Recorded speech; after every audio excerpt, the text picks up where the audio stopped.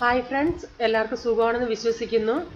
ഇന്ന് ഞാനൊരു വ്ളോഗാണ് ഇടാൻ പോകുന്നത്. അതിൻ്റെ അകത്ത് ഞാൻ ബ്രേക്ക്ഫാസ്റ്റ് കാണിക്കുന്നുണ്ട്, ലഞ്ചും കാണിക്കുന്നു, പിന്നെ പ്രൈസമ്മോൻ്റെ ഒരു പാട്ട് കാണിക്കുന്നുണ്ട്. അവനത് ഞങ്ങൾ ബെൻസിയുടെ അവിടെ പോയപ്പോൾ എടുത്ത വീഡിയോകളാണ്. അത് കുറച്ചുകൂടെ ഉണ്ട് ബെൻസിയുടെ അവിടെ പോയത്. അത് ഞാൻ ബാക്കി ഒരു വീഡിയോയിൽ ഞാൻ അത് ആഡ് ചെയ്യാം. ഇതിന്നിപ്പം ഞാൻ ബ്രേക്ക്ഫാസ്റ്റിന് ദോശയും സാമ്പാറുമാണ്.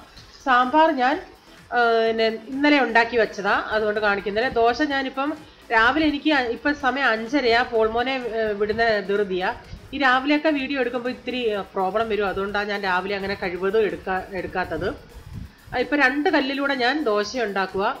പിന്നെ ഇതിനകത്ത് പോൾമോൻ ഒരു ആക്ഷൻ സോങ് ഒക്കെ കളിക്കുന്നുണ്ട്. അവൻ ആ പാട്ടിട്ട് ചില സമയത്തൊക്കെ അവൻ അതൊക്കെ ചെയ്യും, ചിലപ്പോൾ മൂഡ് പോലെ ഇരിക്കും അവരുടെ ഓരോരുത്തരുടെയും.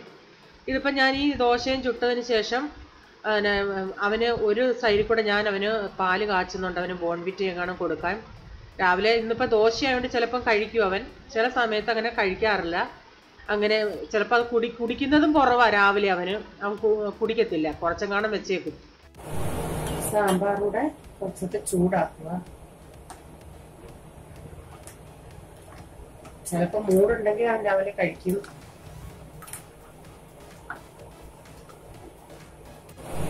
സാധാരണ ഞാൻ ഈ സമയത്ത് ചായ ഇടാറില്ല. ഇവരെയൊക്കെ വിട്ടു കഴിഞ്ഞ് ഇന്ന് സാവകാശമേ ചായ ഇടാറുള്ളൂ. ഇന്ന് പക്ഷെ രാവിലെ ഇച്ചിരി ചായ കുടിക്കാൻ തോന്നുന്നു. അതുകൊണ്ട് ഭയങ്കര തലവേദനയും, അതുകൊണ്ട് ഇച്ചിരി ചായ അങ്ങിടുക.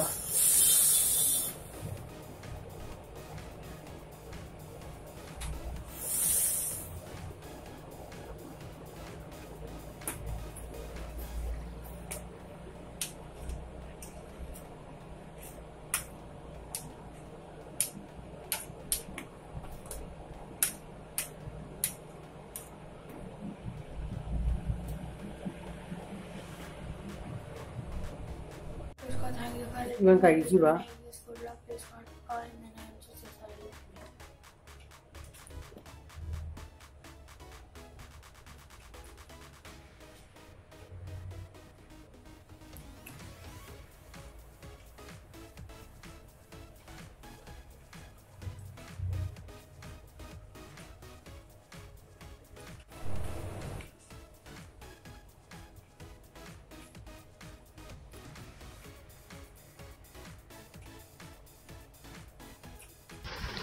ഇപ്പം സമയം 10:30 കഴിഞ്ഞ് പ്രൈസമോനെയും വിട്ടിട്ട് ഞാൻ പാലും വാങ്ങിച്ചുകൊണ്ട് വന്നെയാ. ഈ പാല് വാങ്ങിച്ചിട്ട് ആ ഒരു ഫ്രീസറിൻ്റെ അകത്ത് അവർ വെച്ചേക്കുന്നില്ല, ആ ഒരു നനവ് ഈ കവറിന് കാണും. അതുകൊണ്ട് ആ കവർ ഒന്ന് തിരിച്ചിട്ട് ഉണങ്ങിയതിന് ശേഷമേ യൂസ് ചെയ്യാക്കൂ, അല്ലെങ്കിൽ ഒരു സ്മെല്ല്, അല്ലെങ്കിൽ കഴുകണം, അല്ലെങ്കിൽ ഒരു സ്മെല്ല് വരും. ഇനി പാലെടുത്ത് ഞാൻ ഫ്രിഡ്ജിലോട്ട് വെക്കട്ടെ. ഇന്നലത്തെ 1/2 കവർ പാൽ ഇരിപ്പുണ്ട്, 1/2 ലിറ്റർ. ഇന്ന് 1 ലിറ്റർ കൂടെ വാങ്ങിച്ച് അതെടുത്ത് ഫ്രിഡ്ജിൽ വെച്ചതിന് ശേഷം ഇനി അടുത്ത പരിപാടി ചെയ്യണം.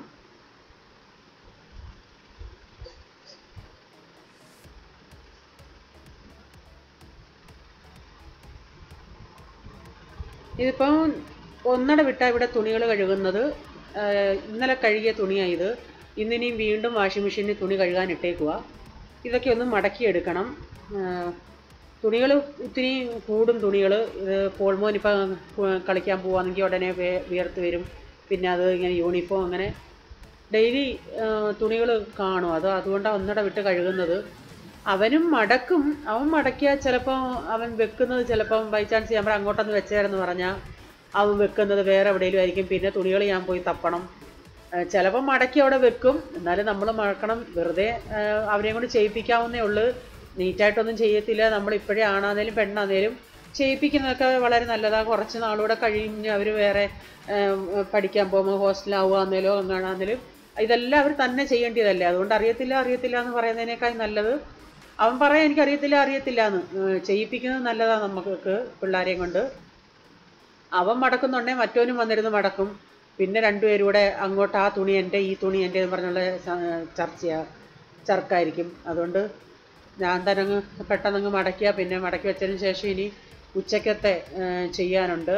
ഇന്ന് ഉച്ചയ്ക്ക് ചെയ്യുന്നത്, ഞാനിപ്പോൾ മീനെടുത്ത് വെളിയിൽ വെച്ച് വെള്ളത്തിൽ ഇട്ടിട്ടുണ്ട്. മീൻ ഫ്രിഡ്ജിൽ ഇരിപ്പുണ്ടായിരുന്നു. ഉച്ചയ്ക്ക് എൻ്റെയും പോൾമോൻ്റെയും ഫേവറേറ്റ് ഡിഷാണ് ഇന്ന് ഉണ്ടാക്കുന്നത്. അതായത് കപ്പയും മീൻകറി ഉണ്ടാക്കുന്നത്. കപ്പയും മീൻകറിയുടെയും വീഡിയോ ഞാൻ ഇട്ടിട്ടുണ്ട്. അത് ഇന്നിവിടെ ഉണ്ടാക്കുന്നുണ്ട്. ഇപ്പോൾ തുണികളെല്ലാം മടക്കി കഴിഞ്ഞ് കുറച്ച് രാവിലത്തെ ബ്രേക്ക്ഫാസ്റ്റിൻ്റെ കുറച്ച് പാത്രങ്ങൾ കുറച്ചൊക്കെ കഴുകി, ഇനി കുറച്ചുകൂടെ ഉണ്ട്.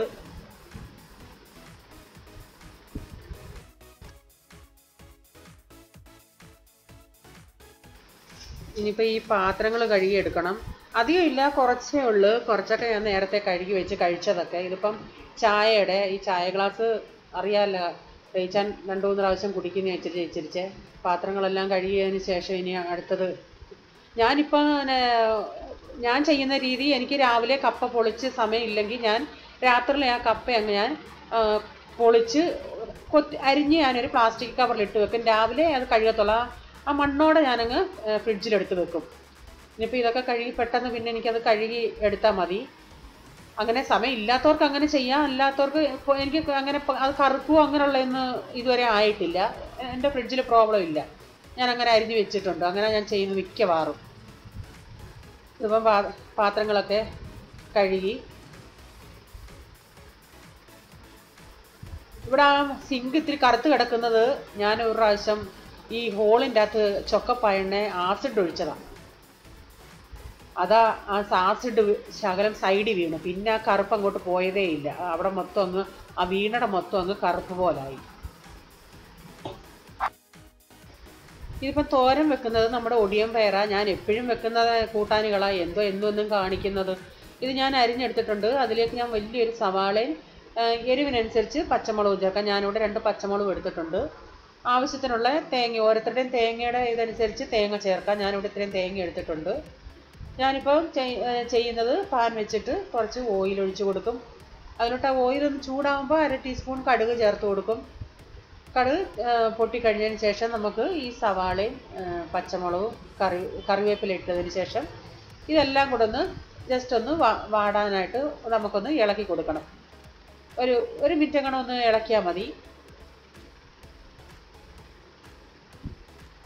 എപ്പോഴും കാണുന്നതുകൊണ്ട് എല്ലാവർക്കും ഇതൊരു ബോറായിട്ട് തോന്നും. എന്നും ഞാൻ ഇതൊക്കെയാണ് വെക്കുന്ന, തോരൻ, ചെറുപയർ ഇതൊക്കെയാണ്. അല്ലാതെ എന്താ വെക്കേണ്ടിയതും.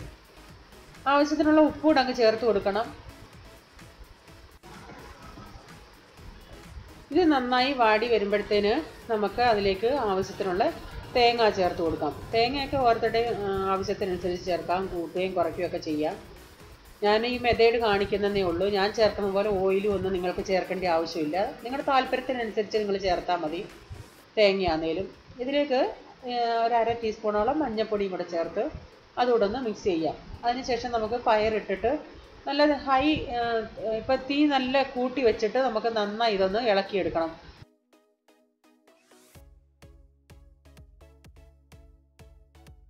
ഇനി ഇത്രയും വെള്ളം ഒഴിച്ചിട്ട് മീഡിയം ഫ്ലെയിമിൽ അടക്കി വയ്ക്കുക. ഇനി തീ കൂട്ടിയിട്ടിട്ട് ഇത് വെള്ളം തോത്തി വെക്കാം.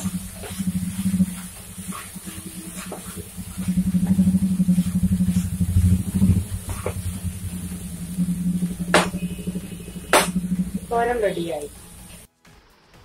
കപ്പ വേവിക്കാനായിട്ട് ഞാനിവിടെ 1 കിലോ കപ്പ എടുത്തിട്ടുണ്ട്.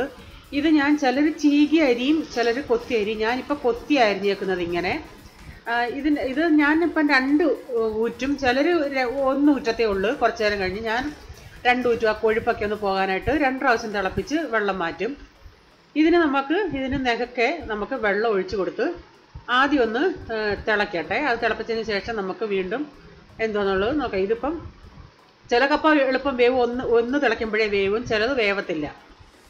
ഇതിനിപ്പം നമുക്ക് അടുപ്പിൽ വെച്ച് വേവിക്കാനായിട്ട് വെക്കാം.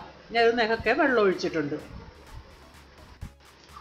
ഞാൻ കപ്പയും മീൻകറി ഉണ്ടാക്കുന്നതിൻ്റെ വീഡിയോ ഇട്ടിട്ടുണ്ട്. അതിൻ്റെ ലിങ്ക് ഞാൻ ഡിസ്ക്രിപ്ഷൻ ബോക്സിൽ താഴെ കൊടുത്തേക്കാം. കാണാത്തവരുണ്ടെങ്കിൽ അത് കാണാനായിട്ട്. ഇതിപ്പം നമ്മുടെ ആദ്യം ഒഴിച്ച ആദ്യത്തെ ട്രിപ്പ് അതിൽ തന്നെ തിളച്ചിട്ടുണ്ട്. ഇതിൽ 1-2 മിനിറ്റ് തിളച്ചതിന് ശേഷം നമുക്കിതൊന്ന് ഈ വെള്ളം ഊറ്റിക്കളയണം. കാരണം ഇത് വേവുന്ന കപ്പയാണെന്ന് തോന്നുന്നു. നമുക്ക് ആദ്യം തിളയ്ക്കുമ്പോഴേ അറിയാം കപ്പ വേവുന്നതാണോ അല്ലയോന്ന്. ഇതിപ്പോൾ ഞാൻ ആദ്യത്തെ വെള്ളം കളഞ്ഞിട്ട് 2ാമത് വെള്ളം ഒഴിച്ച് തിളപ്പിക്കാൻ ഇട്ടേക്കുക. ഇതും ഒന്ന് തിളച്ചതിന് ശേഷം നമുക്ക് ഇത് ഊറ്റിക്കളയണം. ഇതിപ്പോൾ നന്നായി വെന്തിട്ടുണ്ട്. വേണ്ട കാണുമ്പോൾ തന്നെ അറിയാം കപ്പയെല്ലാം നന്നായി വെന്തിട്ടുണ്ട്. ചില കപ്പകൾ വേവുന്നതായിരിക്കത്തില്ല, കിശകിശായിരിക്കും. 2 ഊറ്റിയാലും 3 ഊറ്റിയാലും അങ്ങനെ ഇരിക്കും. ഇതിപ്പോൾ അതിനുള്ള അരപ്പിനായിട്ട് നമ്മൾ ചിലർ കപ്പയ്ക്ക് തേങ്ങ ചേർക്കാറില്ല. ഞങ്ങൾ തേങ്ങ ചേർക്കും. ഞാൻ അതിനായിട്ട് കുറച്ച് 2 പിടി തേങ്ങ എടുത്തിട്ടുണ്ട്. തേങ്ങ നിങ്ങളുടെ ഓരോരുത്തരുടെയും താല്പര്യത്തിനനുസരിച്ച് ചേർക്കാം. കുറച്ചോ കൂടുതലോ എങ്ങനെയാണെന്നുള്ളത് ചേർക്കാം. ഇതിലോട്ട് ഇനി ഞാൻ എരിവിനനുസരിച്ച് ഒരു 4 പച്ചമുളക് ചേർക്കുന്നുണ്ട്. ഓരോരുത്തരുടെ എരിവിനനുസരിച്ച് ചേർക്കാം. ഒരു 12 അല്ലി വെളുത്തുള്ളി ഞാൻ ചേർത്തിട്ടുണ്ട്. അത് ചെറുതും വലുതൊക്കെയാണ്. 1 ടീസ്പൂൺ ജീരകം കൂടെ ചേർത്ത് കുറച്ച് മഞ്ഞൾപ്പൊടിയും കൂടെ ചേർത്ത് നമുക്കിതൊന്ന് ഒത്തിരി ഒന്ന് പേസ്റ്റ് പോലെ അരയേണ്ട, ഒന്ന് ചതച്ചെടുത്താൽ മതി. ഞാനിപ്പോൾ ഉപ്പ് ഇതിൻ്റെ കൂടെ ചേർത്ത് അരച്ചത്. നിങ്ങൾക്ക് വേണമെങ്കിൽ അരപ്പ് നമ്മൾ കപ്പയ്ക്കകത്ത് ഇടുന്ന സമയത്തും ഇടാവുന്നതേ ഉള്ളൂ. ഉപ്പ് കുറച്ച് കറിവേപ്പിലയും കൂടെ ഇട്ട് ഞാനിതൊന്ന് ചതച്ചെടുത്തിട്ടുണ്ട്. ഇത് നമുക്ക് കപ്പയ്ക്കകത്ത് ഇട്ടു. ഞാൻ ചെയ്യുന്നത് കപ്പയുടെ നടുക്ക് ആ സ്പൂണും കൊണ്ടൊന്ന് ഇച്ചിരി ഒരു സ്ഥലം ഉണ്ടാക്കി അതിൻ്റെ അകത്ത് ഈ അരപ്പിടുക. ഉപ്പ് ഞാൻ പറഞ്ഞില്ലേ, അരപ്പിൻ്റെ അകത്ത് ഉപ്പിടാത്തവർക്ക് ഈ സമയം ഉപ്പിട്ടാലും മതി, എങ്ങനെ വേണേലും ചെയ്യാം. ഞാനങ്ങ് അരപ്പിൻ്റെ അകത്ത് ചേർത്തന്നേ ഉള്ളൂ. എന്നിട്ട് ഈ അരപ്പിൻ്റെ അകത്ത് മിക്സിയുടെ ജാറ് കഴുകി നമുക്ക് കുറച്ച് വെള്ളം ഒഴിക്കാം. കുറച്ച് വെള്ളം മതി. എന്നിട്ട് തീ ഏറ്റവും കുറച്ച് ഈ കപ്പയെല്ലാം ഈ അരപ്പിൻ്റെ മുകളിലോട്ടിട്ട് നമുക്ക് അടച്ച് കുറഞ്ഞ തീയിൽ അതൊന്ന് അരപ്പൊക്കെ ഒന്ന് വേവട്ടെ. ഒന്ന് അടച്ച് ഇതിപ്പോ ഈ കപ്പ ചെറു തീയിൽ കിടന്ന് 5 മിനിറ്റായി. ഇനി നമുക്കിത് ഇളക്കാം. എനിക്കിപ്പോ ഈ സ്പൂൺ, ഇത് നന്നായി വെന്ത കപ്പ ആയതുകൊണ്ട് ഈ സ്പൂൺ കൊണ്ട് എനിക്കിതൊന്ന് ഉടച്ചാൽ മതി. അല്ലെങ്കിൽ വേവാത്ത കപ്പയാണെങ്കിൽ ഞാൻ ഈ ചപ്പാത്തി ഉണ്ടാക്കുന്ന അതിന്റെ ചപ്പാത്തിയുടെ ഉണ്ടാക്കുന്ന കമ്പുണ്ടല്ലോ, അതുകൊണ്ടാണ് ഞാൻ സാധാരണ ഉടയ്ക്കാറുള്ളത്. ഇതിപ്പോ നന്നായി വെന്ത ആയതുകൊണ്ട് എനിക്ക് ഇങ്ങനെ അങ്ങ് ഉടച്ചാൽ മതി.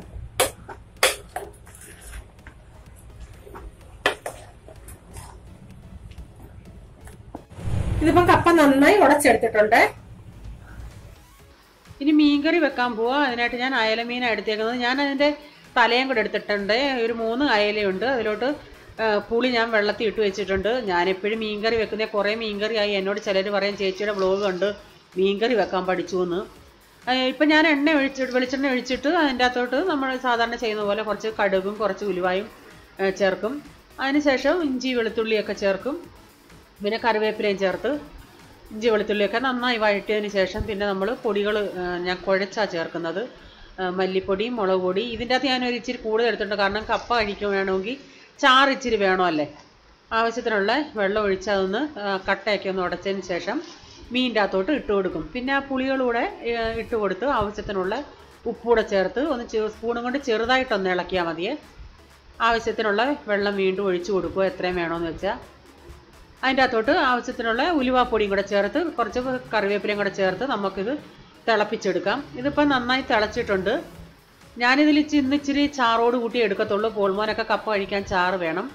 അതിലോട്ട് കുറച്ച് പച്ച വെളിച്ചെണ്ണയും കൂടെ ഒഴിച്ച് കറിവേപ്പിലയും കൂടെ ഇട്ട് ഇങ്ങ് വാങ്ങിയെടുക്കാം നമുക്ക്. ഉച്ചക്കത്തെ ലഞ്ച് റെഡിയാണ്. കപ്പ, മീൻകറി,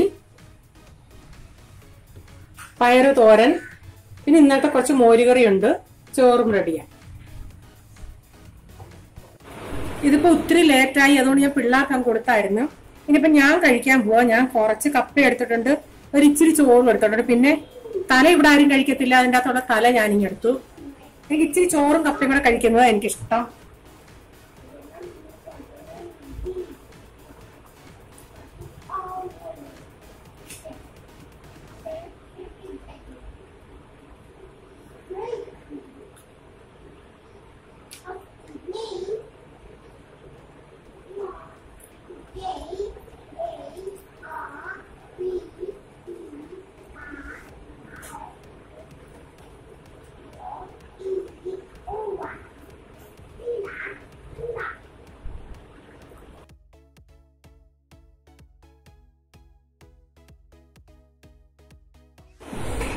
ഞാൻ കഴിച്ചു കഴിഞ്ഞു. ഇനി ഈ മീനൊക്കെ കഴിച്ചതല്ലേ, അതുകൊണ്ട് ഇച്ചിരി മണമുള്ള എന്തെങ്കിലും ഇട്ട് തുടച്ചാലേ.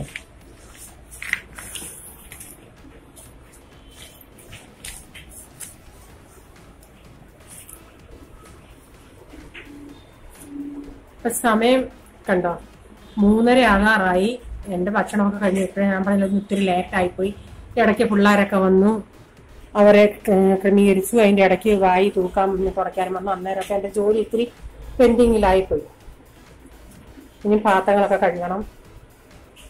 ഇപ്പൊ പാത്രങ്ങളെല്ലാം കഴുകി ഇവിടെ എല്ലാം ഒന്ന് ഒതുക്കിയിട്ടിട്ടുണ്ട്.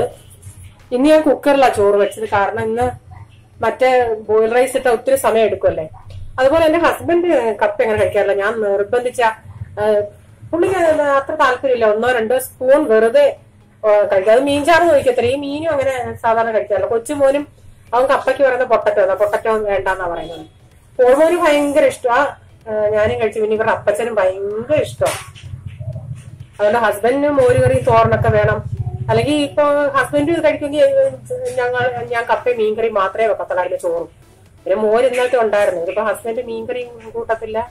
അതുകൊണ്ട് ഹസ്ബൻഡിന് പയർ തോരനും മോര് കറി. ഇനി ഇച്ചിരി ഒന്ന് ഉറങ്ങാൻ സമ്മതിക്കത്തില്ല. അവർ ഉറങ്ങുമല്ലോ, ഒന്ന് കിടക്കണം എനിക്കൊന്ന് ഇച്ചിരി ഒന്ന് ജസ്റ്റ്. ഗ്യാസ് ഞാൻ ഫുള്ളായിട്ടൊന്നും തുടച്ചിട്ടില്ല. വൈകിട്ട് ഇനി നന്നായിട്ട് തുടക്കത്തില്ല. ആ തെറിച്ച് വീണതൊക്കെ ഒന്ന് തുടച്ചിട്ടതേ ഉള്ളൂ. ഇപ്പൊ ഇവിടെ ഇത്തിരി വെള്ളത്തിന്റെയും പ്രോബ്ലം ഒക്കെ ഉള്ളത് കൊണ്ട് ആകെ ഒരിതാ. ഇപ്പൊ വൈകിട്ട് ഓരോരുത്തരും ഉണർന്നു വന്നു. പ്രീസമോൻ ഉണർന്നു വന്നു. ഇനി അവർക്ക് ഇച്ചിരി പാല് കാച്ചാനായിട്ട് നോക്കുക. അവിടെ പാൽ തണുക്കാൻ വെച്ചേക്കുന്നുണ്ട്. ആ നേരം കൊണ്ട് ഞാൻ ഇച്ചിരി ചായ ഇട്ടതാ. ഇപ്പം ചായയും തിളച്ചിട്ടുണ്ട്.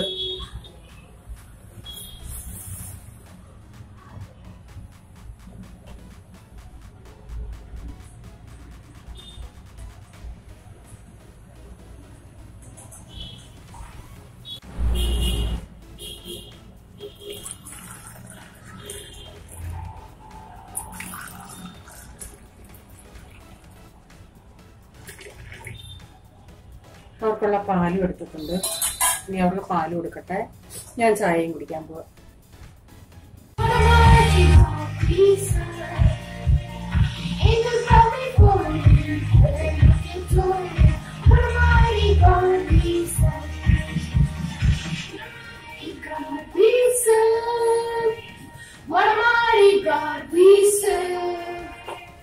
Angels bow before him, heaven earth adore him. What a mighty God we serve. ഇതിപ്പം ഞങ്ങള് ബെൻസിയുടെ അവിടെ പോയായിരുന്നു കഴിഞ്ഞ 2 ആഴ്ചക്ക് മുമ്പിട്ട്. അന്നേരം അവിടെ വെച്ച് കുറെ വീഡിയോകൾ എടുത്ത് അത് ഇനിയുണ്ട്. ഞാൻ അതിൽ നിന്ന് ഇത് മാത്രം സെലക്ട് ചെയ്ത് ഞാൻ ഇതിൻ്റെ അകത്ത് ആഡ് ചെയ്യുക. മോൻ്റെ പാട്ട് ഞങ്ങള് അവനോട് പറഞ്ഞു, നീ സൺഡേ ചർച്ചിൽ ഇത് പാടുവാണെങ്കിൽ ഗിഫ്റ്റ് തരാമെന്ന്. അങ്ങനെ പാടിയത്. അല്ലെങ്കിൽ അവൻ വാ തുറക്കുന്ന ആളല്ല. പണ്ട് പോളുമോൻ പഠിച്ചത് അവനും കേട്ട് പഠിച്ചതാ.